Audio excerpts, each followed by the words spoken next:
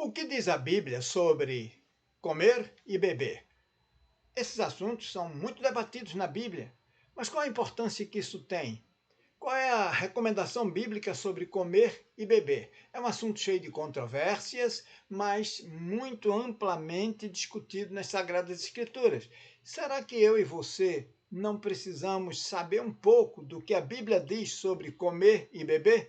Vem comigo, vamos ver como é que a Bíblia fala sobre isso. Pegue a sua Bíblia, portanto, para conferir tudo, anote todos os detalhes e se você está vendo o vídeo agora, pare, anote, volte, para que você tenha a compreensão do que é comer e beber aos olhos de Deus, como dizem as Sagradas Escrituras. Vamos fazer uma breve introdução, onde abordaremos assuntos bem importantes. Como é que Deus organizou a natureza? Ele organizou em níveis de complexidade. Nós começamos com o átomo, os átomos se unem para formar substâncias, as substâncias, por sua vez, se unindo, vão formar as estruturas, inicialmente as estruturas microscópicas, como por exemplo as organelas, e aqui está uma mitocôndria, né? As organelas e outras estruturas membranosas se reúnem para formar células, às vezes indivíduos unicelulares, que vão tendo complexidade cada vez maior, até que células se unem para formar tecidos. Aqui está uma representação de um tecido.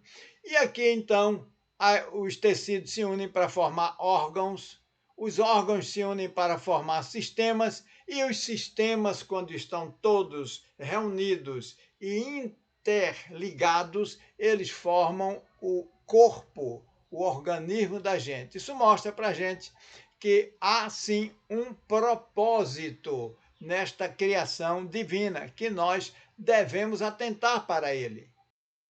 E qual é mesmo esse propósito de Deus? É que a vida tem um propósito, e eu e você vamos descobrir isso agora no contexto de comer e beber. Sabe, pessoal, há níveis de organização da vida que nós devemos prestar atenção. O estudo dos seres vivos, ele possibilitou a distinção entre diversos níveis de hierarquia na organização biológica. E aí, átomos, moléculas, sistemas foram se sucedendo e isso formou o que a gente entende hoje como organismo. E a gente vai destacar o organismo do corpo humano, porque a Bíblia está centrada nisso aí. Aí a gente tem átomos, moléculas, organelas, células, tecidos, órgãos e o organismo como um todo. E isso também acontece nos animais inferiores e também acontece no reino vegetal. Mas há níveis mais complexos de organização, sim. Quando nós organizamos indivíduos de uma maneira geral que pertencem a uma mesma espécie, nós temos uma população. Quando nós vamos a um ambiente onde existe uma população de indivíduos de diversas espécies, ou várias populações, incluindo vegetais e animais, nós temos comunidades. E quando consideramos, além disso, os rios, o ar, o céu e toda a natureza, nós temos os ecossistemas. E os ecossistemas, então, formam os planetas e as áreas dos planetas, como a gente tem o Brasil Central, o sul do Brasil, o Nordeste, o Norte, são áreas diferentes, com ecossistemas diferentes. Portanto, o que a gente está querendo dizer aqui é que os seres vivos têm complexidades diferentes. E, evidentemente, que quando a gente trabalha a Bíblia, ela considerou isso. E a gente precisa entender o que a Bíblia fala sobre alimentação e bebida dentro deste propósito. No momento da criação, havia uma necessidade de harmonia. E essa harmonia começou com a organização e a provisão de muitas coisas, como, por exemplo, a energia solar, a luz solar, etc. e tal, mas três coisas se destacam na área que nós queremos debater hoje: a provisão de ar, a provisão de água e a provisão de alimento. Essas três coisas possibilitaram o fenômeno vida. A gente não quer ignorar a importância do sol, mas ele não é o assunto de hoje. Temos outras lives que abordam o sol de uma maneira maravilhosa, é só você procurar aqui no nosso canal. Vamos conversar sobre água e alimento. Também vamos deixar um pouco de lado agora a provisão de ar, porque senão o vídeo torna-se muito mais lento e o foco da gente é comida e bebida, não é verdade? Bem, eu quero dizer a vocês que nós vamos falar muito menos de água e muito mais de alimento, enxugando tudo, não é, pessoal? E agora vem uma pergunta. Dentro do plano dietético de Deus, quais seriam os objetivos dele ao interferir no que o ser humano deveria escolher para a sua alimentação? É muito simples, pessoal. Deus tinha o objetivo de manter a vida, manter a saúde, manter a obediência e perpetuar a felicidade e a paz. Portanto, o alimento está relacionado com vida, saúde, obediência, ou seja, ordem, respeito pelas leis, respeito pelo direito dos outros e felicidade, paz e segurança. Não é interessante tudo isso? Sem mais delongas, vamos partir para um estudo completo da Bíblia sobre todas as dietas de Deus. Então, a gente tem, originalmente, em Gênesis capítulo 1, verso 29, uma primeira preocupação de Deus. Ele acabava de criar toda a natureza, criou o ser humano, etc e tal, e ele se importou com o que o ser humano deveria comer. Se você ler Gênesis capítulo 1, verso 29 em diante, for até o capítulo 2, você vai ver que Deus disse para o homem o que ele deveria comer e o que ele não deveria comer. Sendo que aí, em Gênesis 1, 29, ele se importou primeiro com o que o homem deveria comer, com o que ele aconselharia para o homem comer. Gênesis capítulo 1, verso 29, diz que o homem deveria se alimentar de ervas que dão semente, de cereais, de árvores que dão semente, frutos que têm semente, de frutas em grande variedade, de sementes de frutos, como castanhas, sementes oleaginosas, etc. e tal. Portanto, a primeira dieta era uma dieta permanente. Era a intenção de Deus, se não tivesse essa questão do pecado, né? Que o homem comesse isso aí permanentemente. Bom, mas o que é que a gente tem que colocar na cabeça? Essa dieta era uma dieta frugívora, ok? Frugívora. A dieta frugívora é uma dieta vegetariana ou veg, né? Que tem especificidade maior do que comer tudo que é vegetal, ok? E agora a gente vai partir para as dietas seguintes, porque quando houve o pecado, o que Deus fez? Deus começou a ter algumas dietas que eram dietas de momento, dietas circunstanciais. As novas circunstâncias fizeram com que Deus desse ao homem a dieta mais adequada para aquela circunstância em que o homem estava. Portanto, primeira dieta frugívora, tinha uma periodicidade permanente, foi a que foi relatada em Gênesis capítulo 1, verso 29, que foi dada ao ser humano antes de acontecer o pecado. E qual foi a segunda dieta? E vamos para ela, não é, pessoal?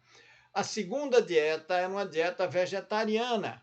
É a dieta de Gênesis 3:18. Assim que o ser humano foi expulso, o casal original foi expulso do Éden, então Deus disse que eles poderiam acrescentar àquela alimentação anterior ervas do campo, que vem a ser verduras, hortaliças, leguminosas, raízes, por aí vai, não é? Então, isso junto com a dieta de Gênesis 1:29 ia prover o homem aquilo que a gente chama a segunda dieta, que era uma dieta provisória, dieta vegetariana. Significativo isso, não? Bastante significativo. Ok, então temos uma terceira dieta. Qual é a estrutura da terceira dieta? A terceira dieta é uma dieta relatada em Gênesis capítulo 9, versos 2 e 3, principalmente. Essa dieta veio após o dilúvio, quando nada havia mais de vegetais na face da terra, tinha morrido tudo. Quando a arca desceu, o que é que aqueles animais todos iam comer? O que é que Noé ia comer? Simplesmente Deus permitiu ao ser humano a dieta onívora, e ele fez algumas especificações, hein, pessoal? Ele tratou de ensinar ao ser humano quais animais ele podia comer e quais animais ele não podia comer. E mais que isso, ainda havia um certo ritual para matar aqueles animais para comer. Não deveriam matar sem tirar o sangue deles, não deveriam comer carne de animais sufocados, não deveriam comer carne de animais achados mortos, né? Não. Tinha todo um ritual para purificar esse alimento. Hoje em dia a gente sabe que os animais ditos pela Bíblia como limpos, que são aqueles entre os animais terrestres, né, que têm o casco fendido em dois e que têm rumen, portanto ruminam, como é o caso do boi, a cabra, a ovelha, né? E Deus proibiu aqueles que ou têm só uma característica dessa ou não tem nenhuma delas, como é o caso do cavalo, né? Então, por quê? Porque Deus considerou que esses animais tinham alguns problemas para a gente se alimentar deles. E a ciência hoje comprova isso. Não é o caso aqui de discutir a ciência, porque a gente está trabalhando exclusivamente a consideração bíblica, não é? Aí nós chegamos aqui a um momento em que temos uma quarta dieta, que é a dieta de Êxodo, capítulo 16, verso 4. É uma monodieta. Como é que é esta monodieta, professor? É provisória também? É circunstancial também? É circunstancial. É a dieta do deserto. Quando o povo de Deus passou aqueles 430 anos escravizados pelos egípcios, uma escravidão muito difícil, não é? Então, o que aconteceu, pessoal? Simplesmente o povo, de tanto sofrer, clamou a Deus e Deus libertou o povo. Faraó, depois daquela história narrada de Moisés, por solicitação de Deus, ter ido a Faraó, ter levado as ordens de Deus para Faraó libertar o povo, né? E deixar o povo ir para o deserto, porque Deus tinha do outro lado do Egito, atravessando o deserto todo, Deus tinha uma terra prometida, onde tinha muitas frutas, muitas verduras, muita alimentação, uma terra bem fértil, que ele queria dar ao seu povo, que ele queria libertar o povo daquele cativeiro. O povo estava cativo porque desobedeceu a Deus, se separou de Deus e colheu os frutos dessa separação. Mas Deus entendeu o arrependimento do seu povo, né? E libertou. E aí pôs eles no deserto. Você sabe, um povo andando no deserto. Só de homem era mais de 6.000. Imagina aí, só se contava os homens em condições de trabalho, não se contava adolescente, crianças, não se contavam mulheres, idosos naquela época, não. Eram homens em condição de trabalho, tá? E então, veja bem, esse povo numeroso no deserto ia comer o quê? Aí Deus deu para eles uma monodieta, que era o maná. E a gente vê isso escrito em Êxodo, capítulo 16, verso 4, e por aí vai. Então, esse maná caía do céu. Deus dava esse maná e as pessoas colhiam todos os dias. Só não no sexto dia eles não colhiam, eles colhiam todos os dias, inclusive no sexto, só não no sétimo dia, ok? E na sexta-feira eles podiam colher para 2 dias, que era a sexta e o sábado, porque o sábado teria que ser guardado como santo dia do Senhor. Nos outros dias da semana, se eles colhessem num dia para o outro, estragava. Mas quando eles colhiam de sexta para o sábado, não estragava. Bem significativo isso, não? Da orientação divina e das lições que Deus deu a Israel com o alimento, né? Mas, minha gente, essa dieta provisória foi a dieta monodieta, é uma dieta onívora, onde existe parte da alimentação com vegetais e parte da alimentação com animais, é a dieta atual. E é por isso que Jesus Cristo comeu carne, o ofício lá, né, do templo, comeu carne de carneiro e também multiplicou peixes. Peixe é carne. Às vezes a gente diz assim, eu não como carne, só como peixe. Saiba que peixe é carne de peixe, mas é peixe. Frango também é carne, tá bom, pessoal? Então, olha, se foi de origem animal, vai ver que é carne. Algum quadrúpede aí, ou até um bípede, né, como as aves, é carne. Pode não ser carne de boi, mas é carne. Coloque isso na cabeça, tá bom? Muito bem. Então, foi aí em Êxodo 16:4 que foi admitida a monodieta, e depois disso aí, que passou essa monodieta, Êxodo 16:4 foi o deserto, ok? Quando o povo passou os 40 anos no deserto e chegou à terra prometida, eles começaram a plantar. E um ano depois, quando eles já podiam colher o que a terra tinha botado ou produzido, o maná deixou de cair. Mas Deus ainda sustentou um ano de maná, mesmo eles na terra prometida, para que eles tivessem alimento de força, alimento que nutrisse a eles. O maná era como semente de coentro, diz a Bíblia. Eles pegavam, faziam bolos, faziam pães, algumas coisas assim. Quer dizer, eu penso que o maná tinha alguma coisa de carboidratos para dar mais energia. Mas eu penso, não é, que o maná era um cereal, tá? Ok, mas isso aí mostra para mim e para você como Deus provê as coisas, não é? Agora, pessoal, essa dieta, monodieta, acabou depois que Israel chegou à Terra plana, à terra prometida. Voltou o quê? Voltou a dieta onívora, que foi a dieta que permaneceu com Jesus e permanece até hoje. Qual é o propósito de Deus para a gente? E a gente está vendo muita coisa que mostra que finalmente está próximo da vinda dele, porque os sinais no campo político, no campo social, no campo espiritual, no campo da própria saúde, não é? Estão muito evidentes disso aí. Mas qual é a dieta que vai mostrar a gente a volta à dieta permanente? Bom, quando é que os hebreus pararam de comer o maná? Josué capítulo 5:12 diz que cerca de um ano depois, eu falei isso aqui, só faltava dizer onde está escrito nas escrituras para você conferir depois, não é? Agora, minha gente, qual será a quinta dieta e quando ela será dada? Será uma dieta provisória? Sim, hoje em dia nós temos isso. É uma dieta ovo-lacto-vegetariana. Muito interessante essa dieta. Essa dieta é uma dieta que começou a ser mais praticada entre os seres humanos por volta de 1863. Essa dieta tem tudo a ver com Daniel 8,14. Não que Daniel tivesse pedido ovos ou leite ao dispenseiro do rei, mas Daniel e seus amigos, Daniel, Ananias, Misael e Azarias, chegaram a uma situação em que eles eram muito sábios e o rei de Babilônia, que escravizou os judeus, queria trazê-los para a corte. E pensava o rei que, como o rei comia tal comida babilônica, muito ruim essa comida, mas ele era o rei dominava o mundo todo, né?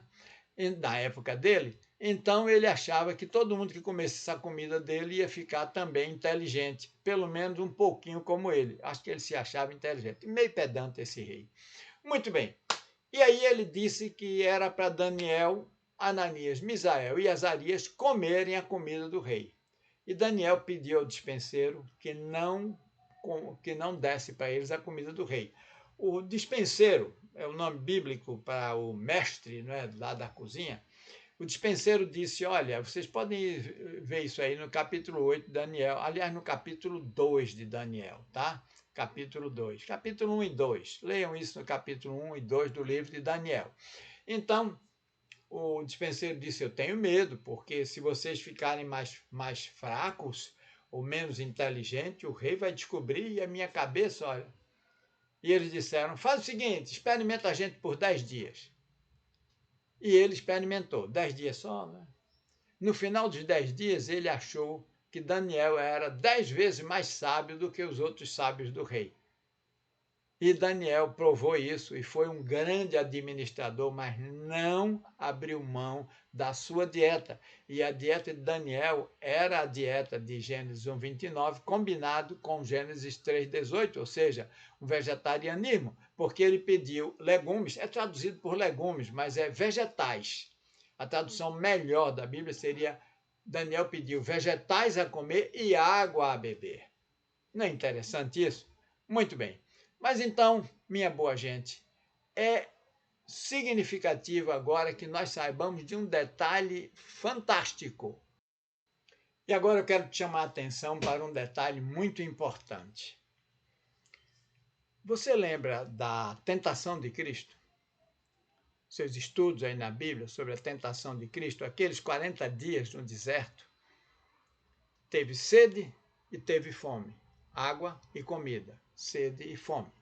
Bom, aí de quem foi que se aproveitou disso? Aquele mesmo que com um alimento, uma transgressão da dieta original de Deus, fez com que o homem e a mulher original pecassem. Foi com um alimento, lembra disso? O fruto proibido. Pois bem, a estratégia dele deu tão certo de disseminar a maldade no mundo, que ele também tentou Jesus com o mesmo argumento. Quando Jesus teve fome, ele apareceu e disse: Olha, dá ordem aos teus anjos para que as pedras daqui, desse lugar, desse deserto, se transformem em pães. Jesus Cristo sabia que, a fim de cumprir o plano da salvação, ele teria que iniciar a obra da redenção exatamente onde começou a ruína do homem. Adão caiu do ponto do apetite. E quando eu falo Adão e Eva, porque eles disseram sim às tentações com os alimentos.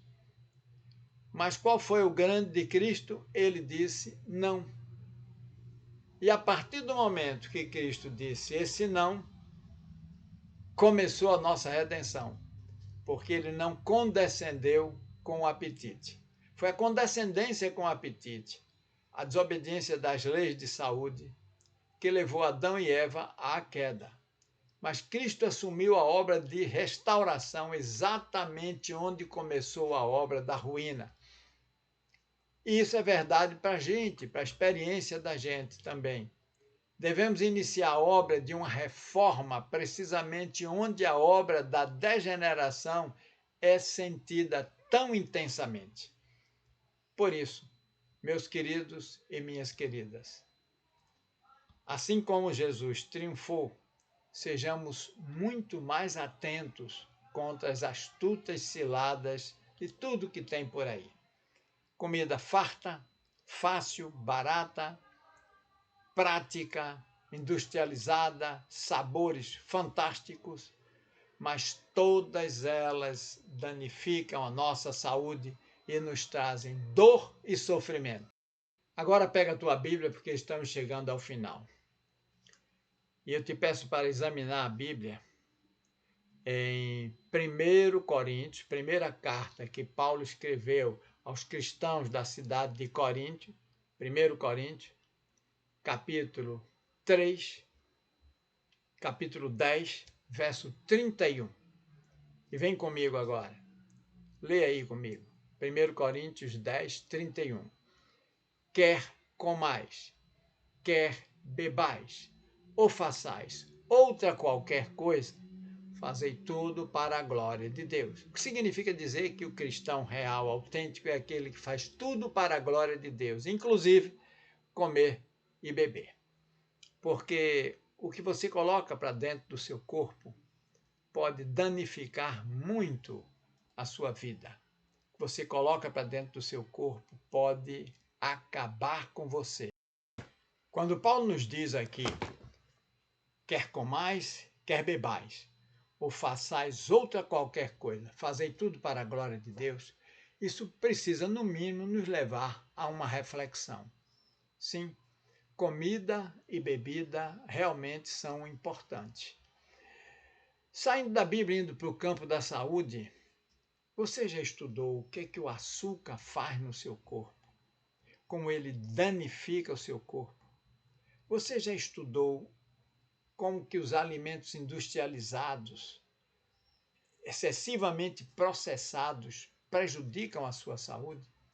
Muitos estão hoje em dia morrendo de doenças inteiramente resolvíveis ou elimináveis, ou até que nunca deveriam, preveníveis, nunca deveriam ter acontecido, porque condescenderam com o comer e com o beber. Fizeram isso erradamente e agora estão pagando o pato por isso. Você vai encontrar muitas pessoas dizendo, não, porque a Bíblia está escrito que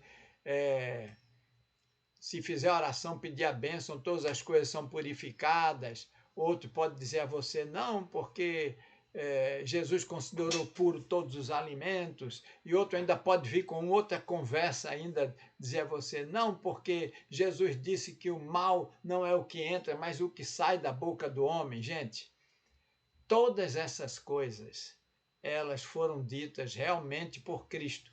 Mas se você for observar o contexto não era alimentação. A alimentação foi usada como uma alegoria para ilustrar alguma coisa, mas o contexto não era alimentação. Os versos que têm tudo sobre alimentação já te dei. E agora vamos para o último verso da Bíblia, que é a volta à dieta original. Está escrito onde? Está escrito em Apocalipse capítulo 22. Logo no comecinho, vai ler. Lê o capítulo 22, é muito interessante. E vai descrever a Cidade Santa e a praça no centro da Cidade Santa. E aí vai dizer que tinha um rio, e de um lado e do outro do rio crescia a árvore da vida, que dá os seus frutos de mês em mês, e as suas folhas são para remédio das nações. Remédio? Na vida eterna? Precisaremos disso? Não é remédio do ponto de vista que você sabe hoje o significado da palavra remédio, mas é comida, é alimentar, é nutrir, é proteger o corpo. Então, quando você pega Gênesis capítulo 1, você tem a dieta original e permanente. A partir de Gênesis capítulo 3, verso 18, essa dieta foi quebrada e Deus fez algumas modificações para adaptar as novas situações do ser humano. Mas no último capítulo da Bíblia, que mostra a restauração total da criação, também mostra a restauração do plano alimentar de Deus, quando ele mexe na comida e na bebida. Eu espero que você tenha gostado dessa abordagem bíblica. Confira os versos todos por aí. E se você tem dúvida de algum verso que fala sobre comida, coloca nos comentários, tá bem? Eu teria um prazer enorme de discutir isso com vocês, tá? E se você quer mais algum esclarecimento a respeito desse assunto, também coloca nos comentários. A gente está pronto a trabalhar com você em todos esses momentos para que você saiba aprender a comer e a beber segundo a vontade de Deus, porque é a melhor coisa que nós temos para fazer, ok? E que o Senhor Deus abençoe e guarde todos vocês, que Ele faça resplandecer as suas bênçãos sobre vocês, que o Senhor Deus tenha misericórdia de todos nós, que o Senhor Deus venha com a sua paz maravilhosa e nos abra o entendimento para sabermos que comida e bebida também é importante para Deus. Deixe o seu joinha, compartilhe esse vídeo. Você tem aí os dados do canal Silvio de Moura Bernardes, o canal de Biologia e Saúde da família brasileira. Você tem o meu WhatsApp para contato comigo. Não se acanhe, estamos à sua disposição. Deus abençoe a todos vocês. Muito obrigado. Multipliquem esse vídeo e Deus abençoe a todos.